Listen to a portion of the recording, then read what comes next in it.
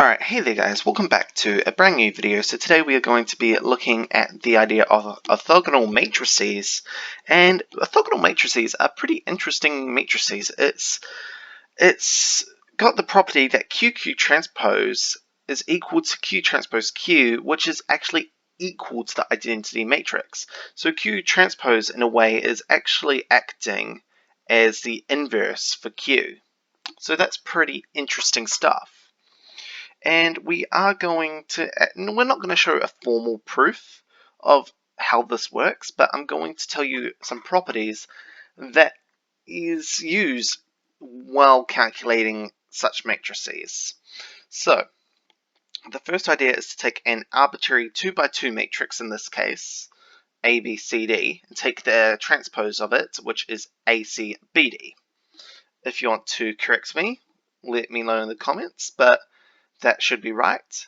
And from there we can calculate QQ transpose, which is that matrix multiplied by that matrix, and we allow that to equal the identity matrix. It's not that in all cases that this is equal to the right hand side, so this is not always equal to the right hand side, but we're looking for particular values of A, B, C, and D such that it is.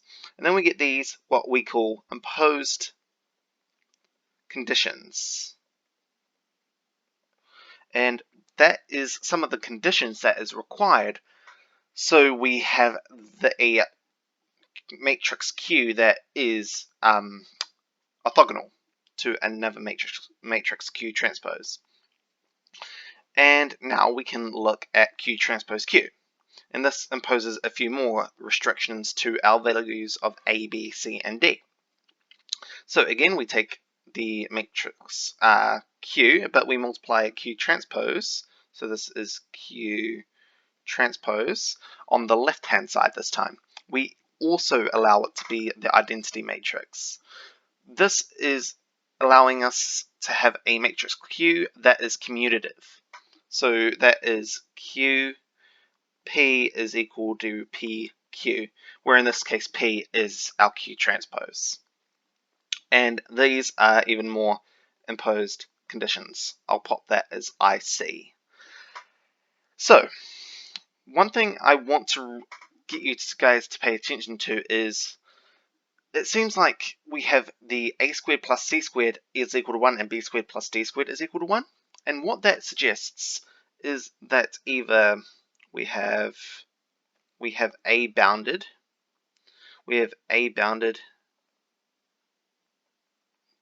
between -1 and 1, and that is true for all values, so all elements in our matrix. And as you can see, we've got an example below using trigonometric functions. The idea of using those is the fact that it actually covers this exact domain, because the cosine function is bounded between -1 and 1, and the same for the sine function. So this actually can be used in our matrix, and it has the restrictions. So let's go ahead and actually show that this works. So we're going to show that Q is equal to cosine alpha minus sine alpha, and cosine alpha is an orthogonal matrix. So take Q transpose. In this case, that is equal to cosine alpha minus sine alpha, cosine alpha, as you can see right here. So let's go ahead and calculate Q transpose. In this case, we get cosine alpha minus sine alpha, cosine alpha,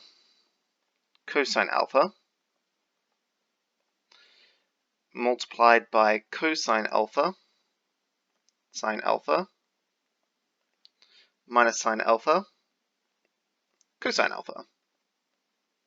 That is a cosine. I might just fix that up. Cosine alpha. Sweet. And we can expand this. So, what do we get? Well, we get cos squared alpha plus minus sine alpha multiply by minus sine alpha, so we get sine alpha squared. And we get, for our second one, we get cosine alpha sine alpha minus sine alpha cos alpha. And for our third element in our matrix, we have sine alpha cos alpha minus cos alpha sine alpha. And for our very last element in our matrix, we also have sine alpha squared plus cos alpha squared. Of course, you can apply the trigonometric identities. That's sine alpha squared plus cos alpha squared is equal to 1. So we can substitute that in. And of course, we have some cancellation. So cos alpha sine alpha minus sine alpha cos alpha is 0. And we get 0 and we get 1. So that is our identity matrix. Now let's verify that it works the other way around as well. Q transpose Q. So let's just read off Q transpose. So Q transpose was equal to cosine alpha sine alpha minus sine alpha and cos alpha. Yeah, sweet. And we can multiply by cos alpha minus sine alpha sine alpha and cos alpha.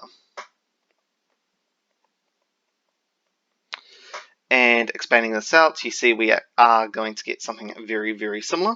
So straight away, we won't do much working here, but you can see here, we get cos squared and sine squared alpha. So yep, that's the same. So if we multiply out the first row with the second column now, we get 0. And the second row with the first column, we get 0 again, because minus sine alpha cos alpha plus cos alpha sine alpha is 0. And the same for the second row with the second column, we get 1, because minus sine alpha squared is sine squared alpha plus cos squared alpha is also 1.